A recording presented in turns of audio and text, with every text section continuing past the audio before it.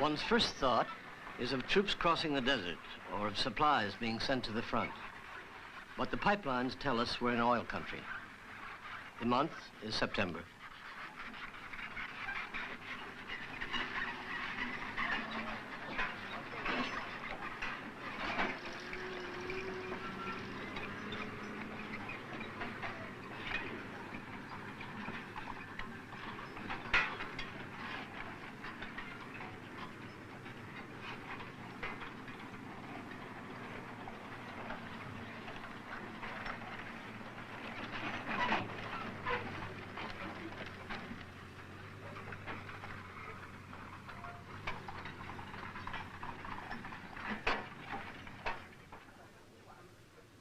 This is one of the drilling crews belonging to an outpost far off in the northeast, the Great Northern Desert, as the Chinese call it.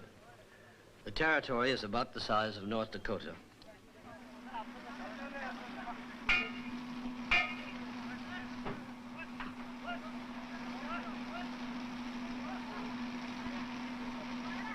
It's 8 o'clock in the morning. Crew 1205 is being relieved by the next shift.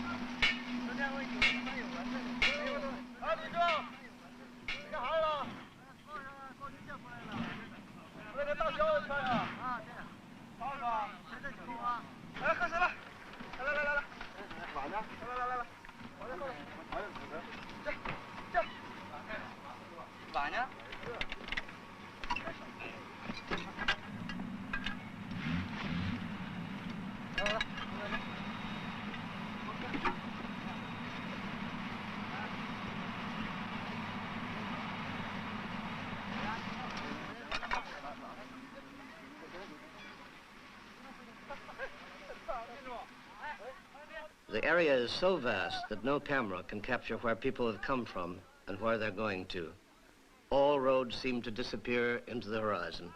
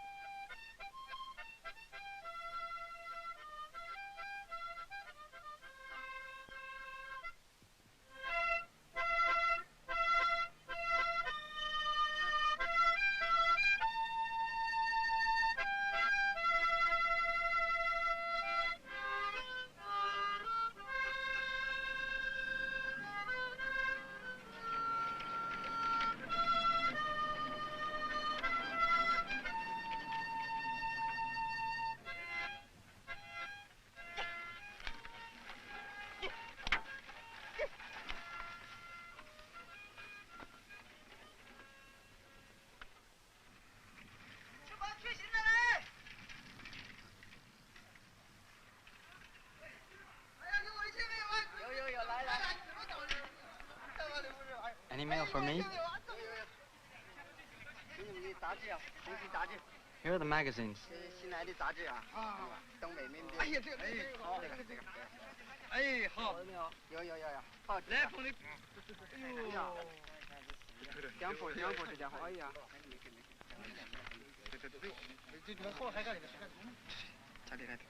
It's from the brigade leader. His sister has to go back right away.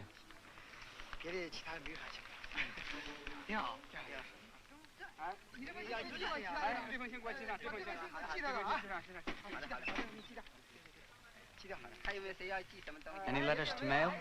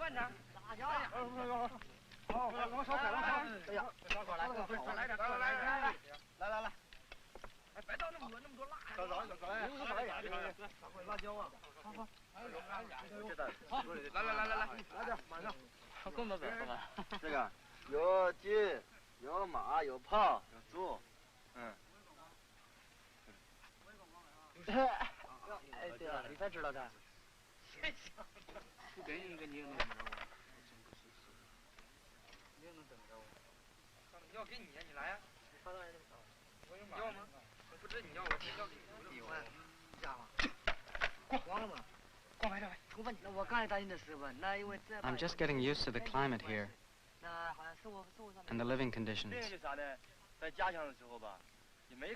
There's not much oil or mud where I come from. Here there's too much oil, too much mud. I didn't like it at first. Even when it's raining hard, the workers really stick to it. Once the drill is on, there's no stopping it. We had a lot of trouble learning how to run it. We didn't know anything about drilling. It took a lot of effort on our part and help from the experienced workers. Do you like your work? Yes, we're proud of it. But it involves a lot of responsibility, too. When you go home, do you stay for a long time? 40, 50 days?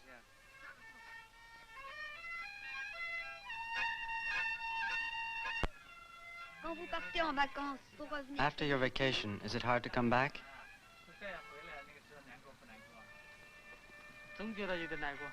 It's always a little sad. We only go home once a year. It's a long wait. We don't see our family or friends for a whole year. We'd like to stay with them longer, even just an hour. We don't want to leave them. But when we think of our work here, of the crew and the drilling, well, it doesn't take us long to come back. When all this keeps going through your head, you feel like you'll never work things out. But when you think about the revolution,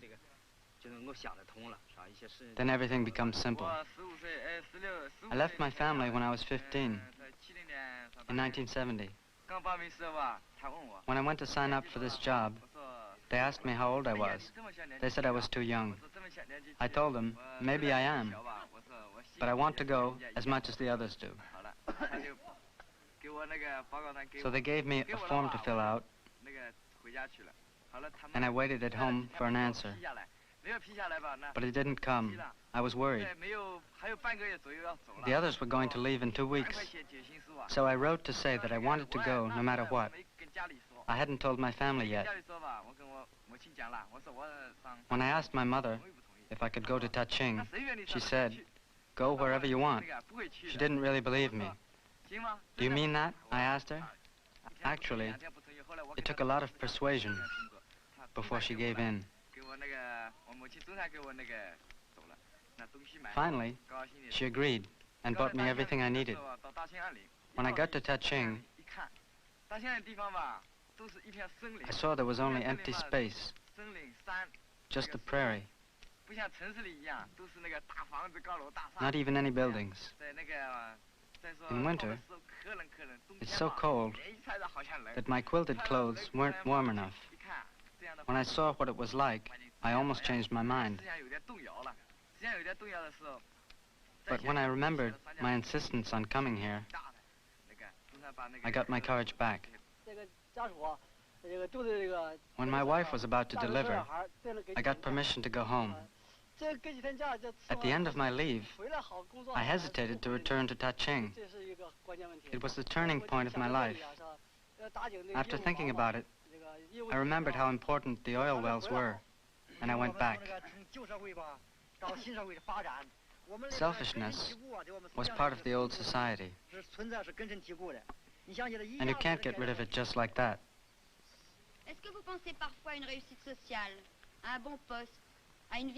Do you sometimes think about social position, a good job, an easier life?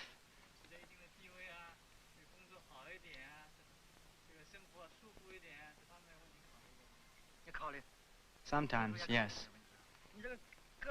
As time goes on, and we get older,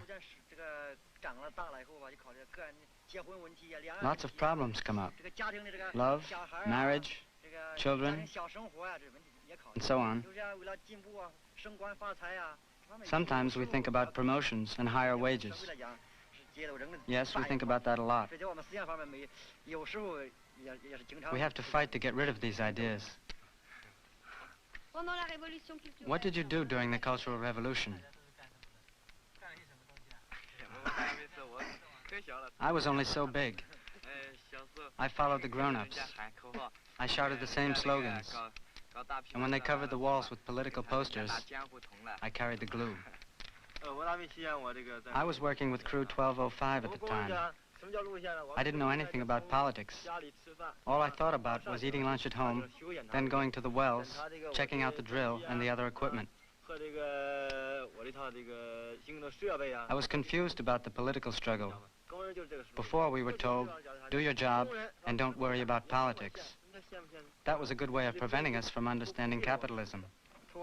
But I learned all this in the Cultural Revolution.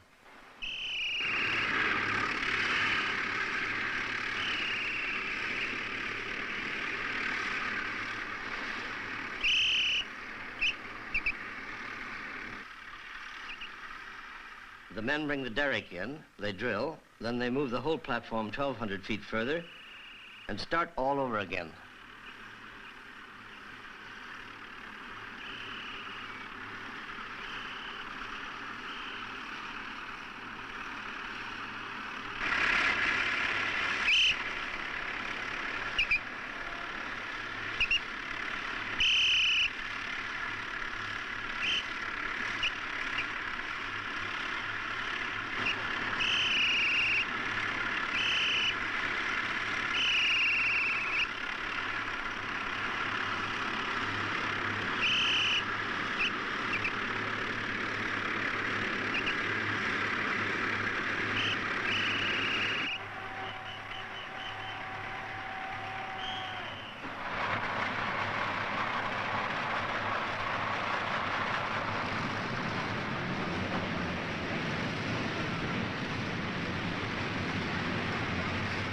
When the drilling site is too far away, the whole encampment is moved along with it.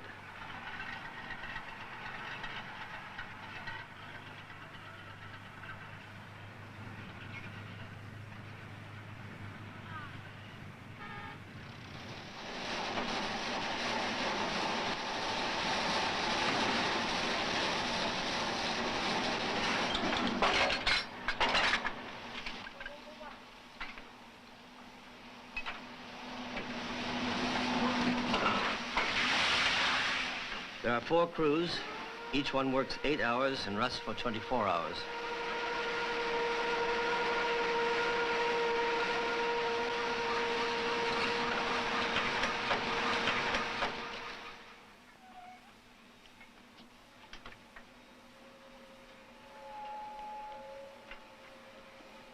Many young people from all over the country come to work in Daching for 2 or 3 years and then leave.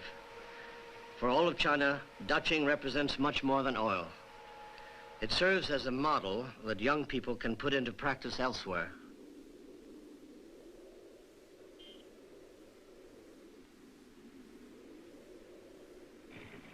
This is where communication, administration, and production management are based for an important part of the oil industry. It's called oil headquarters.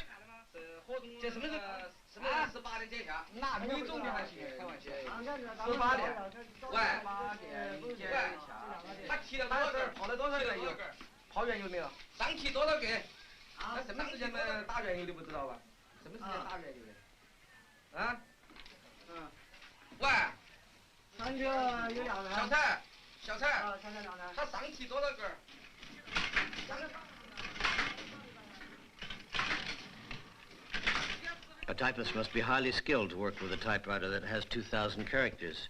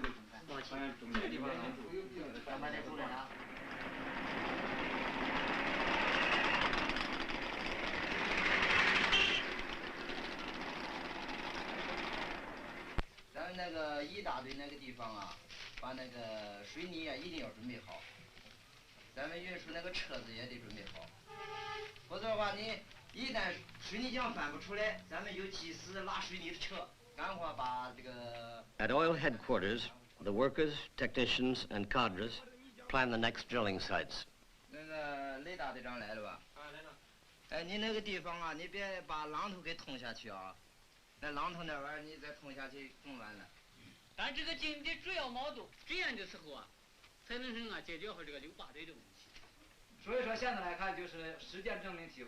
Experience shows us the importance of economic independence.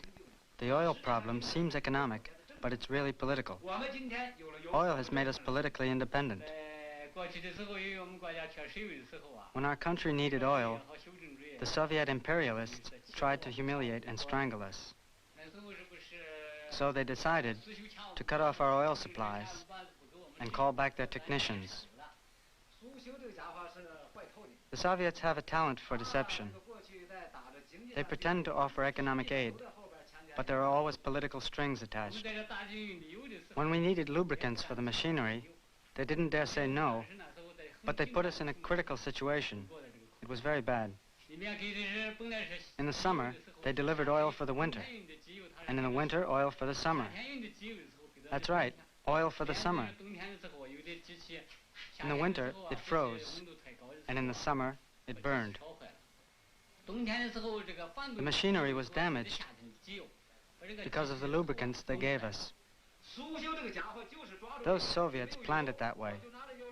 You don't have any oil? Here's some, but one condition, be our satellite. Our living conditions were very hard too. So many people came to these barren, uninhabited plains that they had to live in shacks or in tents, even in caves. Yes, caves. We had a lot of problems. In 1960, the weather conditions were very bad, and food had to be rationed. No matter what your job was, both day and night, you had to give a lot of yourself in order to speed up the drilling and to help build socialism. The important things about our battle are its political nature and the spirit of our fighters. For 13 years, we've been producing oil to build our country and for the revolution. We also produce enough to export.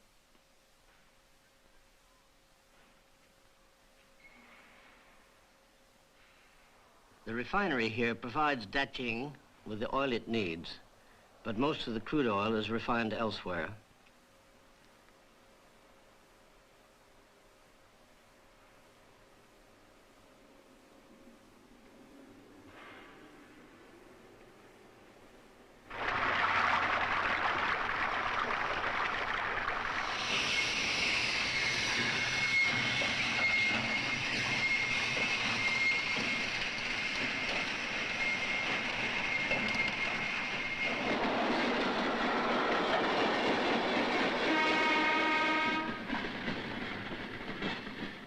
These trains are called petroleum dragons.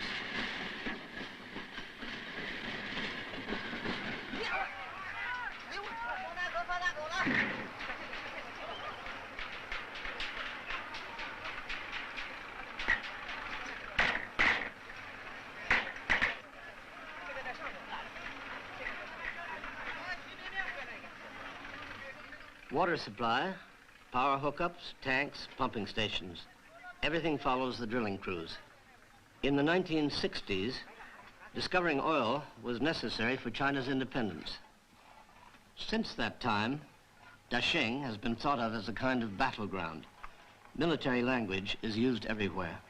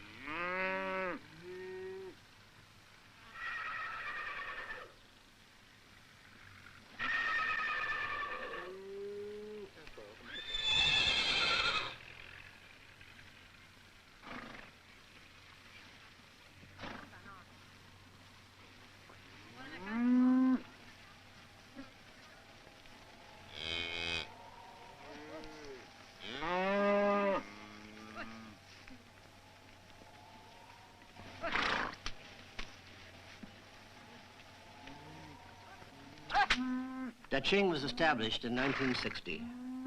The first pioneers found only the barren prairie. In winter, the temperatures dropped to 20, even 40 below zero. The short summer is a bright change from the months of ice and gray skies. The wind of the Great Plains blows all year long.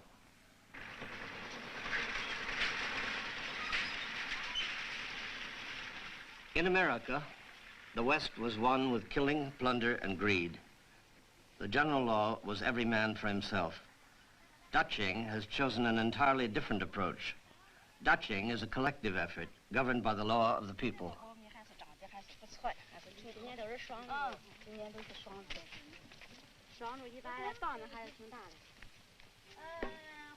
As in all conquests, Daqing has its heroes. Mama Sue is known all over China. I came to Daqing in 1961. The Great Plains seemed to go on forever. I got the idea that the housewives could organize themselves to clear the land. So we went from door to door, asking who wants to take part in the work and who doesn't. If the women answered no, we'd have political discussions with them to get them to participate in clearing and farming the land. At first, 25 women signed up, but the day we planned to leave, only 5 showed up. As for the others, well, one had a child, another a sick relative. It was impossible to get them to come. And what could 5 of us do? I said, nobody's ever gone out there. Let's go and see for ourselves. The others can come later. There was nothing alive out there. Not a living thing. The grass came up to our waists. There wasn't even a path. As we walked along, we had to wade through the tall grass. Where could we camp? We set up a simple tent with stakes at the 4 corners. Once the tent was up, we dug a ditch and built a dirt wall around it. Yes, we built a dirt wall. As for the children, the mother said, we've been running all afternoon. Now we're exhausted. There are wolves out here. If they come out at night, they might carry off our children. The tent didn't have a door, so at night we stuck our shovels in the ground to bar the entrance. While the others slept, I looked around outside every now and then. Nothing ever happened. The next day, we started shoveling. After having cleared an acre of land, General Headquarters sent news that they had mobilized some more women, and 18 more housewives arrived. That made 23 women in all, but it was late in the season, and shoveling went too slowly. We found a wooden plow and pulled it by hand. The work went faster that way. One of us guided the plow, and 9 others pulled it. The others continued shoveling. Pulling the plow that way was exhausting. Before we'd cross the field, our legs would buckle under us, and we'd fall on our knees. In 1962, we harvested over 3,000 pounds of soybeans and more than 40,000 pounds of vegetables. We only had 5 shovels to work with. In 1963, there were more of us, and we were able to farm more land. Little by little, our village is growing. That's the story of our village. I'm finished.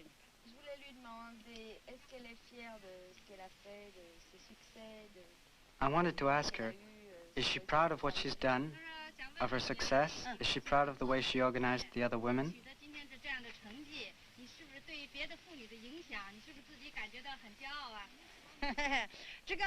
I worked according to Chairman Mao's teachings.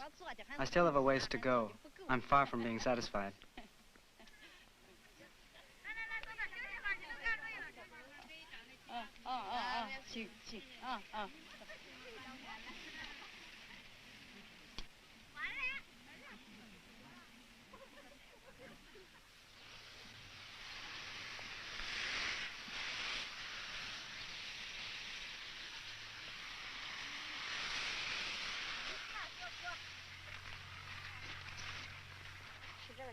Take it apart. It's clogged. We can take this off, too.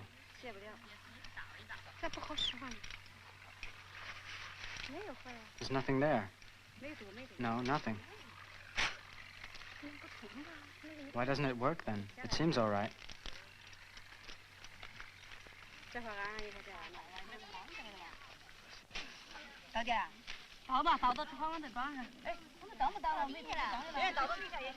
Dashing has none of the capitalist greed usually associated with black gold. Here, they don't want to destroy nature by taking the oil and leaving the land to be reclaimed by the wind and the desert. They are not only developing the oil industry, they are also creating an entire social community which will continue to function after the oil is gone. The several 100,000 people who have come to Dashing want to eliminate the traditional divisions between agriculture and industry, between the country and the city.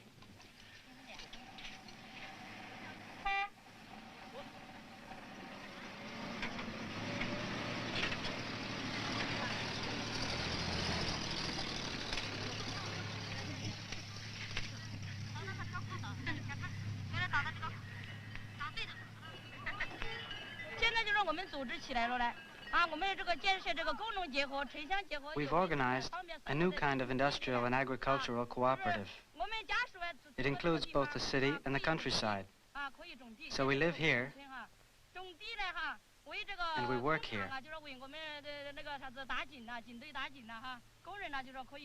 We do the job of farming for the drilling crews, and this helps the workers build the oil industry. By growing vegetables for the workers, we help develop the oil fields in our own way. Altogether, there are 16 city-country cooperatives like ours.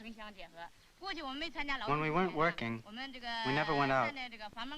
The only important things were our houses, our husbands, and our children. In a large city, or if we weren't working, we'd just stay home and fuss over our children, or walk around in the streets from store to store. We'd only be consumers.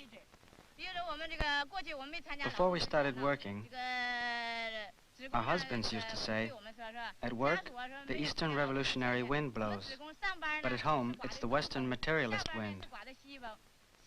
At work, they talk to us about politics, machines, and oil.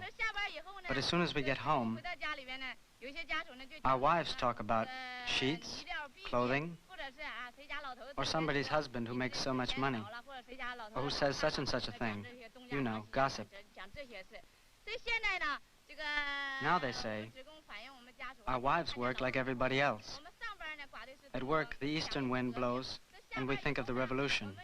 And now when we get home, the east wind is still blowing. Now we're economically independent. It's not like before, when we had to beg our husbands for every penny, or ask their permission to buy something.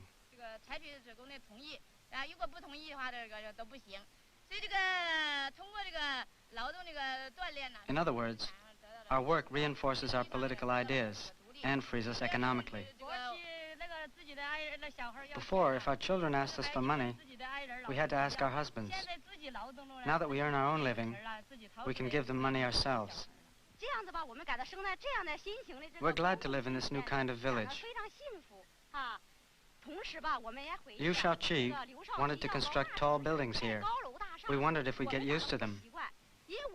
Our adobe houses are simple and practical. We're cool in summer and warm in the winter. The tall buildings that Liu Shaoqi proposed were not practical, especially because we'd have to climb all the stairs. We're happy here in our village.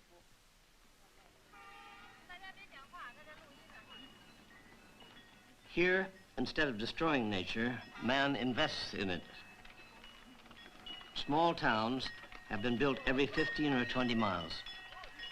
Each town is surrounded by 4 or 5 villages.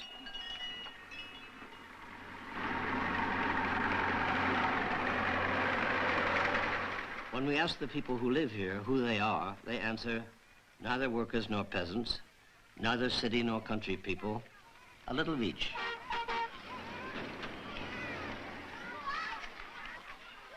Every small town and its villages forms a complete social unit, supplying all the necessary services, including radio and weather stations and small factories.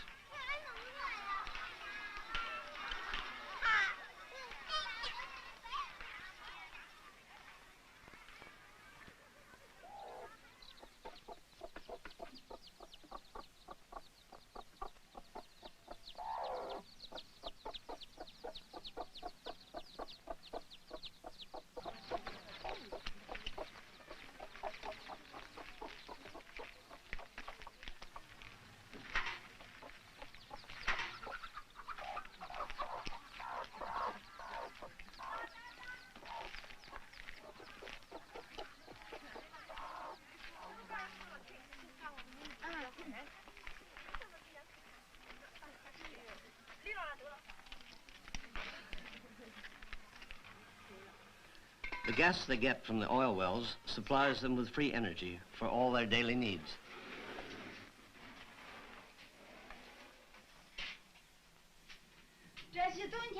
In the winter, we heat the walls. When they're heated, all the rooms, large and small, are warm.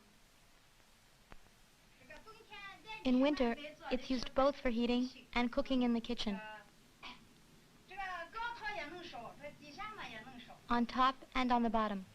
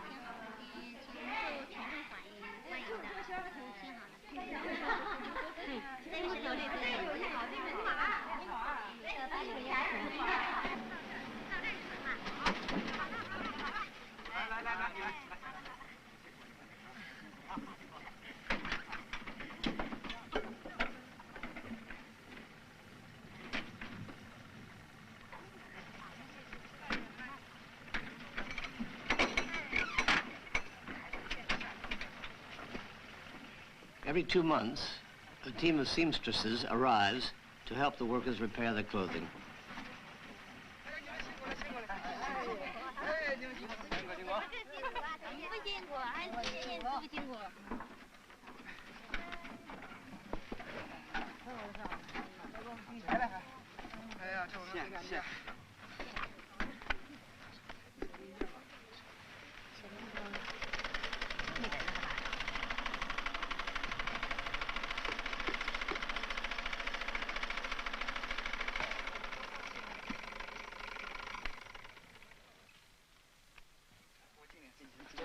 Could you fix this shoe for me?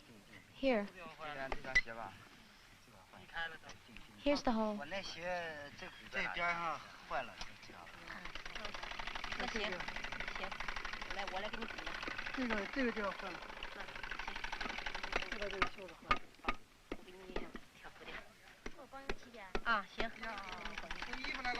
I'm bringing you some clothing.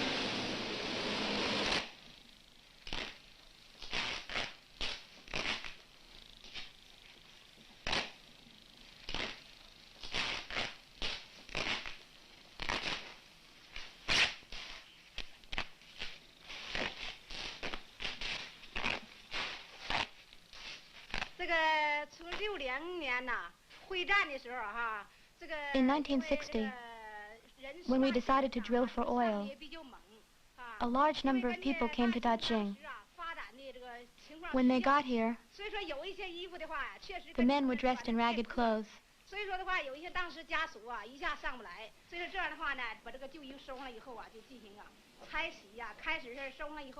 First we took these rags apart and washed them. Then we repaired them. And then we sent them to the sewing workshop, where they were turned into quilted clothing. 2 old sets made 1 new one. Do you see this piece? We use it to make a large patch. And this little one for a small hole. When the patches are very small, and when there's something that needs patching, for example, this one, you see, we put this small piece of material over this tiny hole. Then we'll sew it by machine with strong thread. Everything will be used, whether it's large or small. We don't throw anything out. We're making the revolution and we're economizing.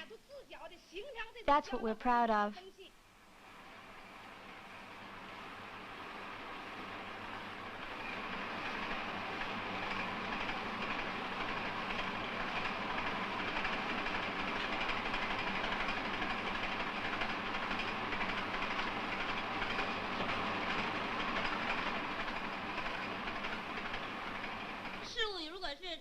According to metaphysics, material objects are unchangeable.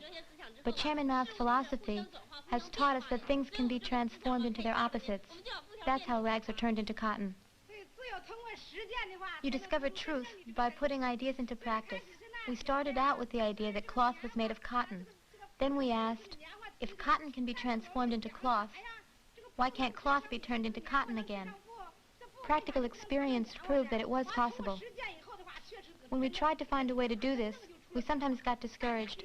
But finally, we succeeded in making cotton from cloth. We were really excited. At first, our experiments didn't work. But we thought that since these rags were made of cotton fiber, there must be a way to make cotton again from the rags. It's a dialectical process. We tried 7 times before we finally got it. Since 1970, we've made 300,000 pairs of gloves with only 90,000 pounds of recycled cotton. Our interest in philosophy keeps growing because we can apply it to concrete situations.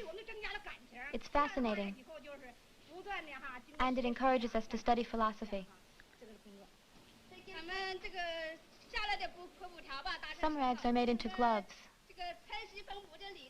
Other rags that are patched together in our sewing workshop are made into clothing for the workers. We make quilted overcoats and knee pads because the workers told us that the ones who work in the fields often get rheumatism in their knees. Lenin said that socialism is when even a simple cook is concerned with affairs of state. It is also when seamstresses study philosophy.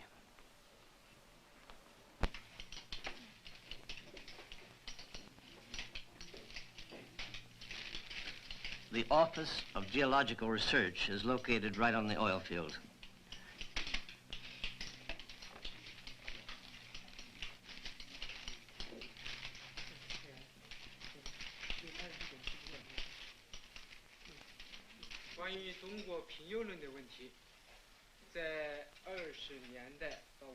Up until the 1950s, geologists from the imperialist countries claimed that China had very few oil resources. Their main point was that China was made up of land sediments instead of marine sediments. We weren't taken in by this. Chairman Mao has explained in his article on practice that in order to see if a theory is correct, you must put it into practice. We found oil in Daqing, quite a lot of oil, in the sandy clay layers.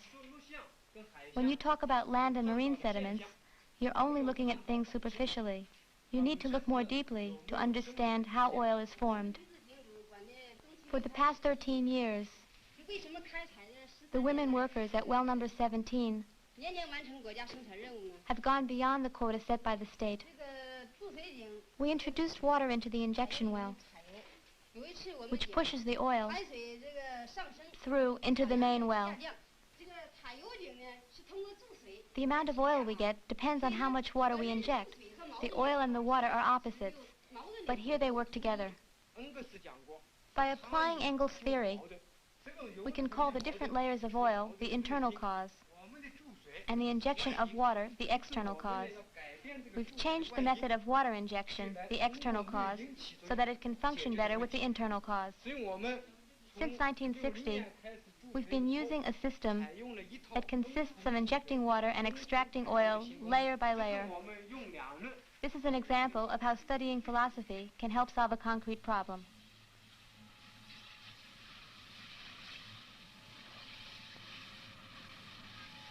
When water is injected into the underground layers, it collects in the lower layers because it's heavier than oil.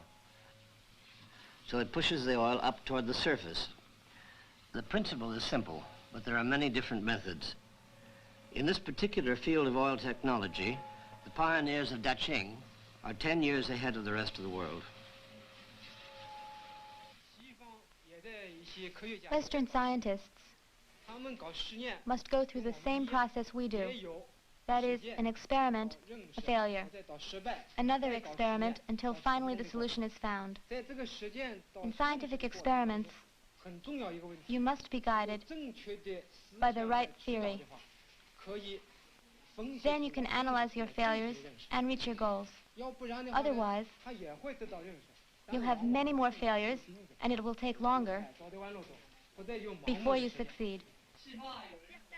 Some people say that here you can't choose your job, that all jobs are assigned by the administration. What do you think? We should talk about freedom in the West. People there can't even choose their work. And you call that freedom? Let's compare a Western worker and a Chinese worker. I'm a driller. What freedom does a Western worker have compared to me? He has the freedom to be unemployed, or at least the freedom to worry about it. According to newspapers and radio, American English and French workers are always threatened by unemployment. And then they strike, and what for? Just to have work. Ask Western workers if they can participate as equals in discussions with the engineers. In China, the workers have mastered scientific concepts as well as the oil fields. The projects are planned on the work site with the workers, the engineers, and the managers. Our drilling crew knows the most about our well and how it works. We're not just robots, we run the wells. That's why we know all about them. In our work, we solve problems based on our experience. The division of labor between those who make the decisions and those who carry them out is a method to exploit and oppress the workers. Our collective work gives us workers access to scientific knowledge. In this way, we lessen the educational differences and bring workers and professionals closer together. Scientific and technical knowledge is universal by nature, but it serves the interests of the class in power. If the bourgeoisie has this knowledge, then the bourgeoisie profits from it.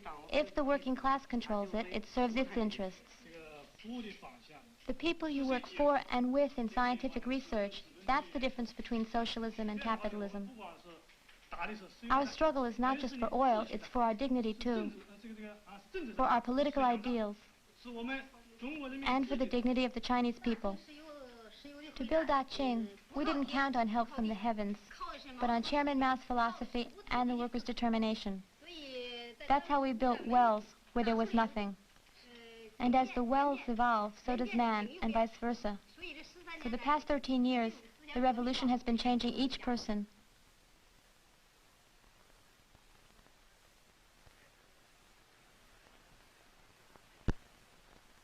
On May 1st, 1960, the first pioneers arrived at Daqing. They came from all over China.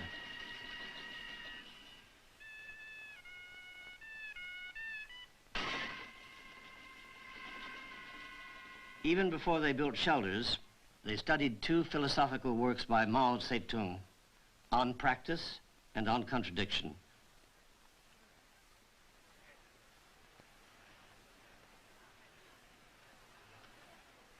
In this northern desert, all they could count on was human courage and strong will. Faced with this struggle, They had to be united around a common idea. From the very beginning, there were great political battles. Liao Chao-chi, then President of the Republic, was against the Daqing experiment and wanted to abandon it. He thought it was badly organized and poorly timed. He wanted to buy the oil abroad. On the contrary, Mao Zedong believed that the Chinese had to rely on their own strength, be independent, and trust the new ideas coming from the workers. This pioneer, who's no longer alive, was called the Man of Iron. Along with Mama Sui, he was one of the great heroes of Daqing.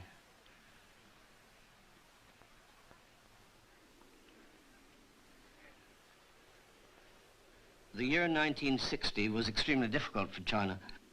The Russians had just cut off their aid, including aid to the oil industry. The Americans continued their economic boycott.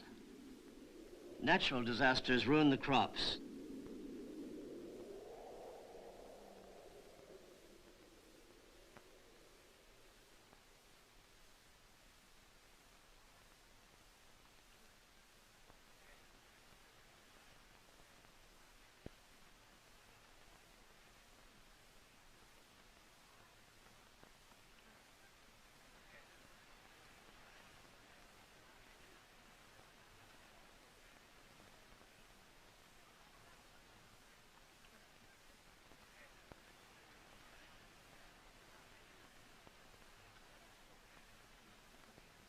And yet, Daqing and the revolution succeeded.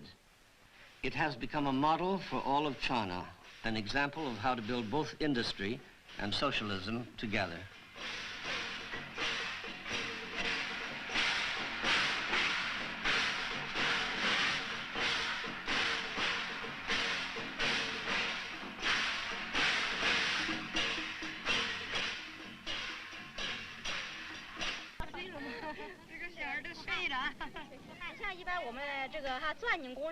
When the drillers are working on the frontline drills, they can't come home every night. But we get along all right. Before, when we weren't organized to work, we used to live out in the oil fields with our husbands in makeshift houses. And we'd move along with the crew. Now we live in peasant worker villages. Our husbands work in peace.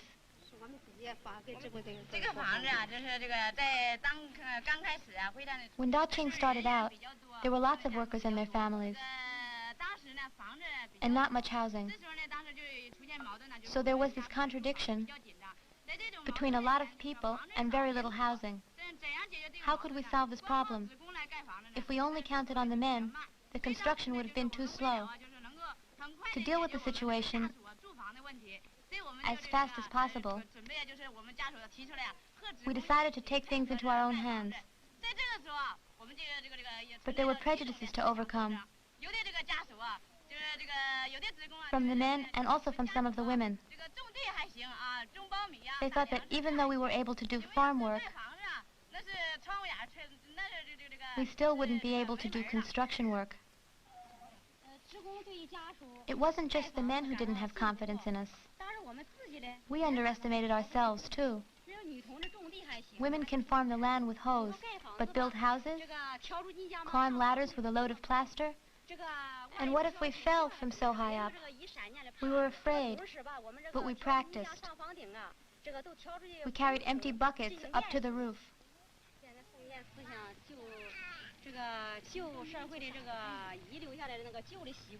Old prejudices, yes, ideas from the old society haven't completely disappeared. Some people still think that way. For example, that women aren't able to build houses, that they should take care of the children and the cooking, that they shouldn't worry about anything else.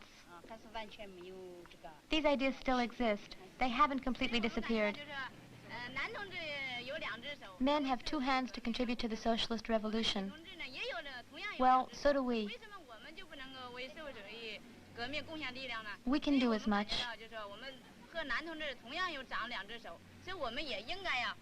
We must carry on the revolution like the men.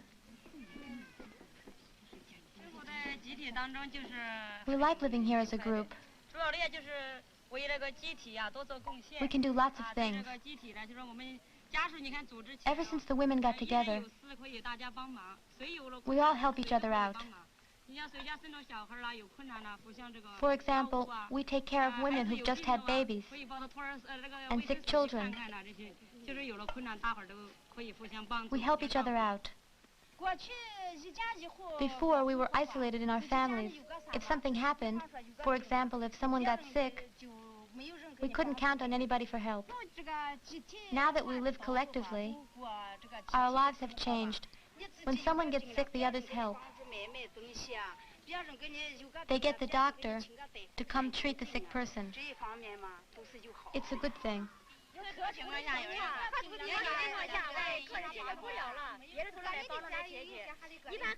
Before, it was each family for itself.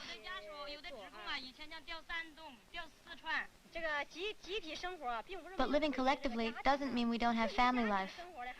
Each family decides for itself who does the errands or how to furnish the house. At the beginning, we weren't used to collective life, but now we're getting used to it.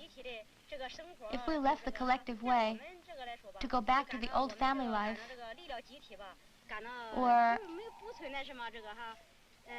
no, we've really gotten used to it. I think that in the West, with a little practice, most people there could get used to it too. In political struggles and in the revolution, they too would organize themselves and form collective groups.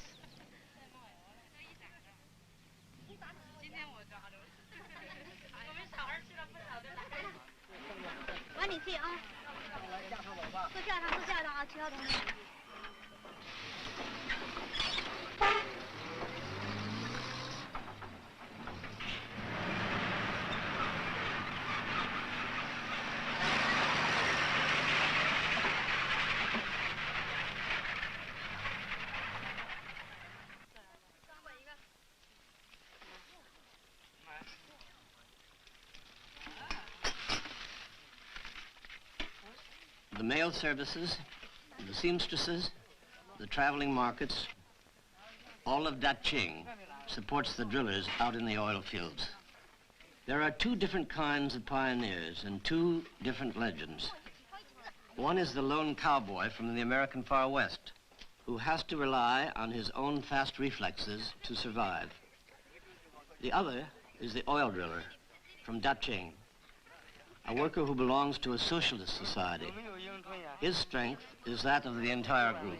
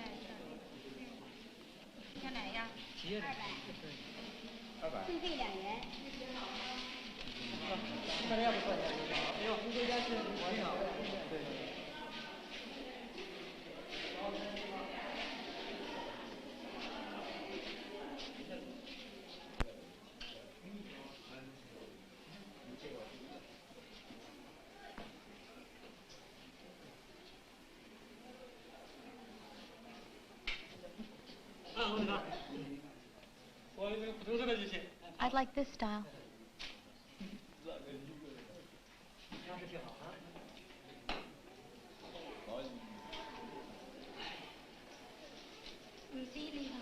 Whose turn is it?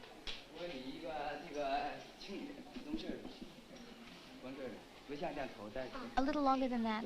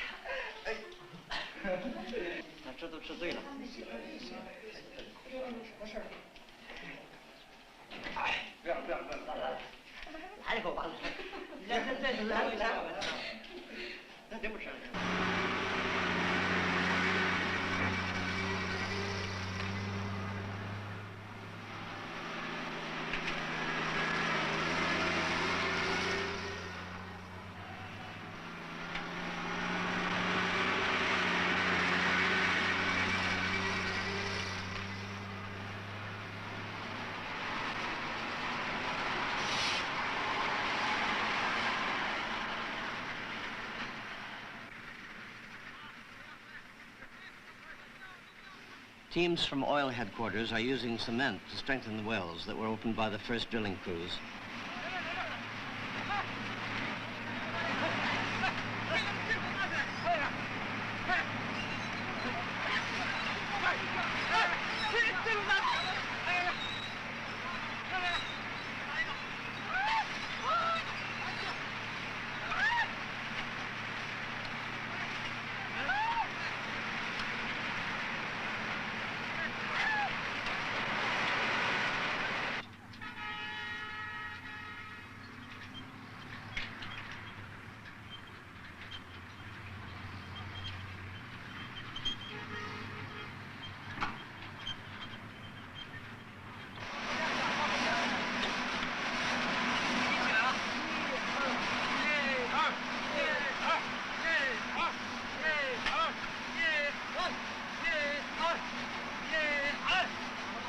Winter is coming.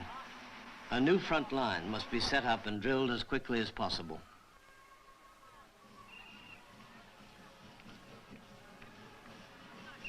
Daching holds a celebration in its own honor.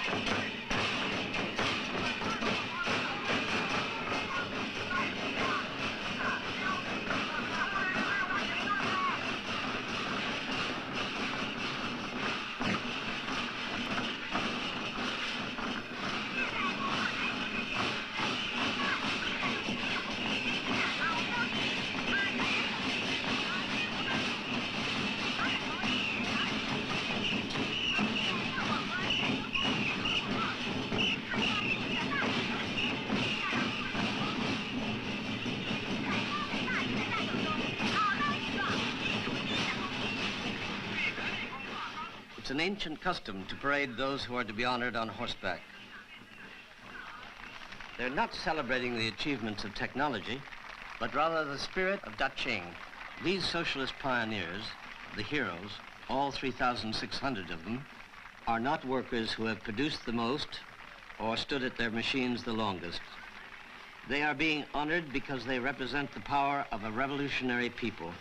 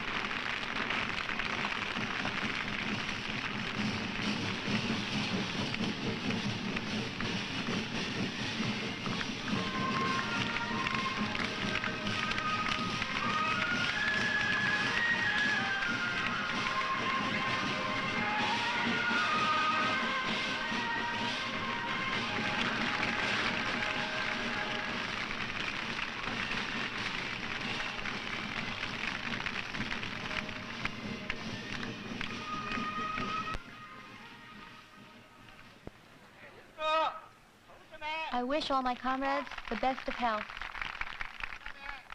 The speaker is Yu Ki Hong, representing the young progressive workers. Let's give her a hand.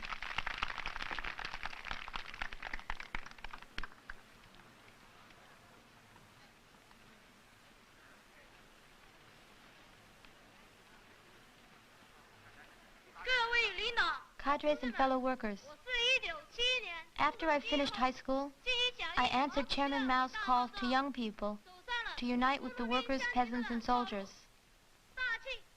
The party committee and the cadres of Daqing are helping us in our political studies. They are also patiently teaching us the necessary skills. In this way, we've learned things that we couldn't have learned in books or in the classroom. During this new battle, we've gotten a new revolutionary spirit from the young people, the spirit of daring to think and daring to act. And we in turn have taught them the tradition of struggle and the spirit of the man of iron. In this way, they will always be with us in the oil fields. And Daqing, like the red flag, will lead the forward march of Chairman Mao's revolution.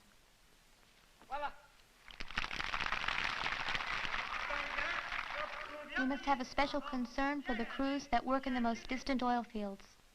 We must help them with the problems of daily life. The harder they struggle, the more we must worry about their well-being, to keep up their revolutionary spirit. We must unite to win even greater victories.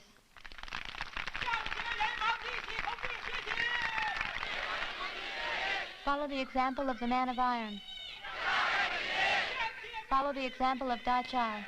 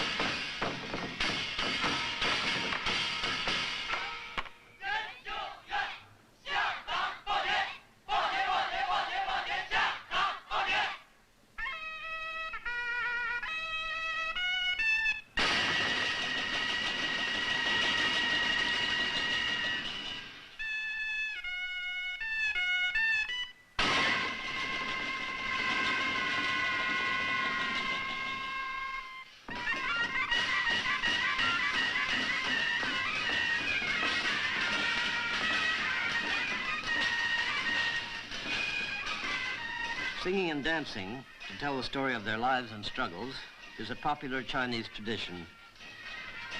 Since the 1930s and the Revolutionary War, the communists have followed this tradition.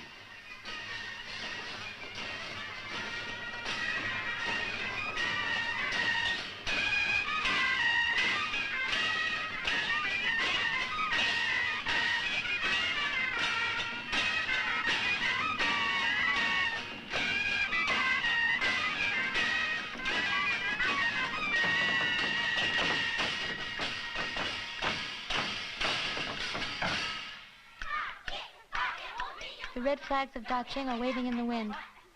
Listen to the victorious song of the battle for oil. We offer the fruits of our victory to the party.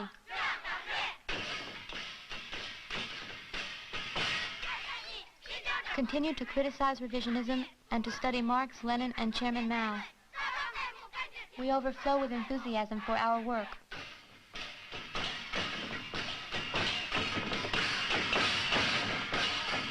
The number 5 drilling crew has set the example. It has drilled 10 wells.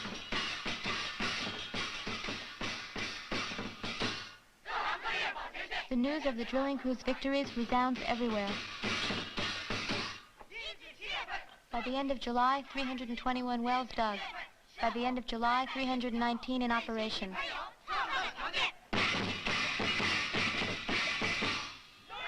Teams 1205 and 1202 drilled 30,000 feet in June. Team 1274's small pump has surpassed the large one. In June, the derrick team changed drilling sites in 5 hours and 10 minutes.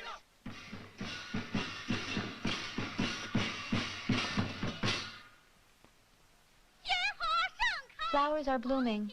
Red flags are flying. Victories come one after another. We are the drillers. Our enthusiasm is like an erupting volcano. Our ambition is greater than the sea. Speed up the drilling. We'll make a rainbow. The oil dragon will reach the sky. Follow Chairman Mao's example. Forward to battle.